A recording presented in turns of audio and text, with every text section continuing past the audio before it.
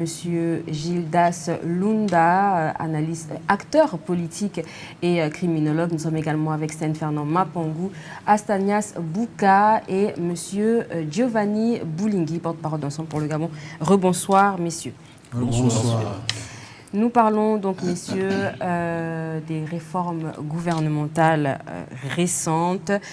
Nous revenons un petit peu sur quelques réformes récentes. Nous parlons donc de la mise en place progressive des institutions de la Ve République, d'un audit annoncé des contrats miniers. Je vais me tourner d'abord vers Monsieur Giovanni Boulingi. Est-ce que, à votre avis, ces réformes marquent réellement un changement de gouvernance?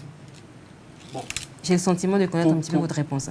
Oui, ma réponse est connue parce que en vérité, vous avez une bonne lecture de ce qui est fait et vous savez, tout comme moi, dans quel intérêt cela est fait. Et donc c'est pour ça que vous connaissez ma réponse d'avance.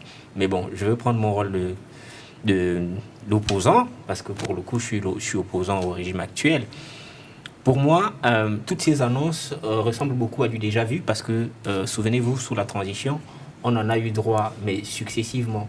On nous avait annoncé, par exemple, d'entrée la task force, dont on n'a jamais eu les résultats jusqu'ici. On nous a annoncé l'audit de la Delta Synergie. Personne ne sait jusqu'ici où on en est. Zéro résultat annoncé.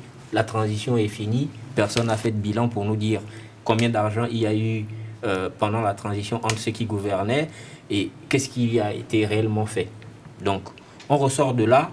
Oligui Nguema sentant son capital sympathie s'est brisé, il connaît les éléments sur lesquels il peut surfer pour ramener un peu de monde autour de lui, pour retrouver cette chaleur populaire qu'il a visiblement perdue depuis lors à cause des mesures impopulaires qu'il prend, par exemple, sur la taxe d'habitation.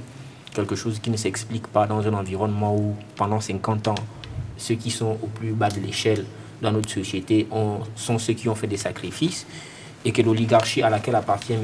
Oligui et qu'il continue d'entretenir après les bongos a joui pendant ces 50 ans-là des revenus du pétrole. On demande encore aux mêmes d'enlever ce qu'ils ont, la seule chose qu'ils ont, ça veut dire un repas par jour, de diviser ce repas par jour pour pouvoir payer cette même taxe d'habitation. Et donc ce n'est que parce qu'il y a eu grogne après la mise en place de cette mesure-là, l'annonce de cette mesure-là, que derrière, on a vu un certain nombre de déclarations comme pour pouvoir rattraper le coup, pour montrer qu'en fait, monsieur est là pour faire la chasse au capitalisme. Mais personne n'est dupe dans la population. On sait pourquoi c'est mis en place. On sait que c'est encore de la communication pour de la communication, quand au fond, ne repose sur rien. D'accord, très bien, monsieur Giovanni Boulingi. Je me tourne vers Astanias Bouka. Astanias Bouka, retour sur les réformes gouvernementales fortes. C'est la thématique de ces secondes parties. Giovanni Boulingi parlait tout de suite de la taxe d'habitation. C'est l'une des mesures fortes, quand même, qui fait couler beaucoup d'encre de salive, justement, cette fin d'année. Peut-être un mot. Oui, peut-être un mot, et un mot peut-être pas aussi salé que Giovanni Boulingi, mais dire fondamentalement que les autorités ont vocation à soulager les souffrances de leur population.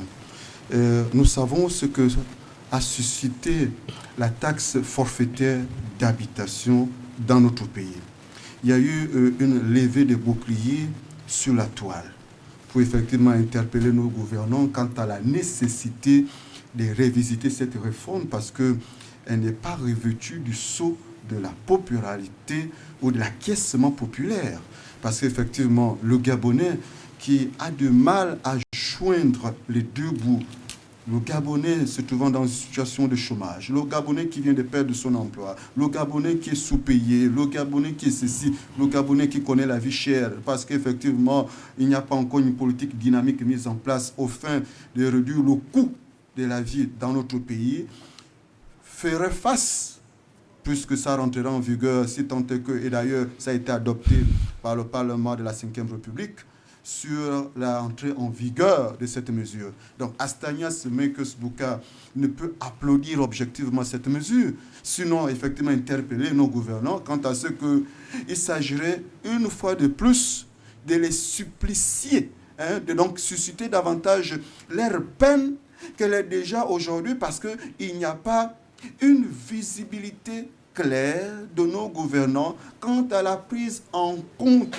de leurs besoins vitaux. Et donc la taxe forfaitaire d'habitation n'est pas la bienvenue, sinon elle est stigmatisée par les populations qui estiment que les gouvernants n'en ont cure, s'en foutent effectivement de leurs peines, de leurs souffrances et des cris qu'ils émettent au quotidien afin que celles-ci qui ont bénéficié de leur légitimité par voie de vote puissent les résoudre et pas de les accélérer ou de les augmenter pour susciter leur colère qui est